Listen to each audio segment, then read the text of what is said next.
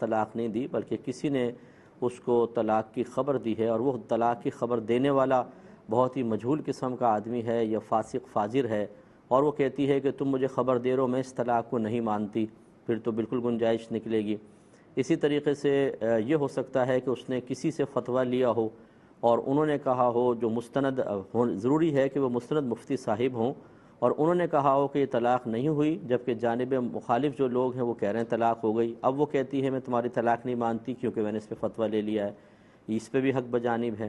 لیکن اگر ایسی کوئی صورتحال نہیں ہے بلکہ شوہر نے واقعی طلاق دی اور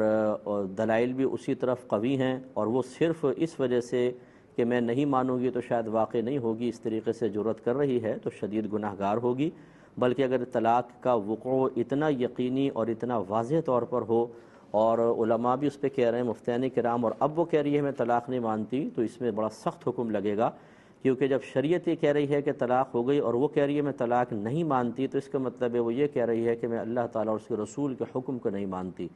اور یہ پھر کسی حد تک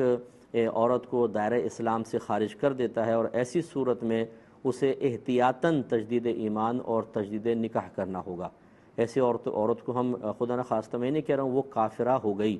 لیکن یہ فقہا نے فرمایا کہ احتیاطاً جب کوئی واضح طور پہ شرعی حکم کا انکار کر دے، جبکہ دلائل بھی قوی ہوں، بتانے والے بھی مستند لوگ ہوں، اور پھر انکار کرنا، یہ اپنے ایمان کو خطرے میں ڈالنا ہے۔ تو یہ ساری سچویشن کے تحت یا تمام جو صورتحال ذکر کی گئی، اس کی روشنی میں دیکھ لیں کہ اس عورت کے لیے کیا حکم شرع ہوگا۔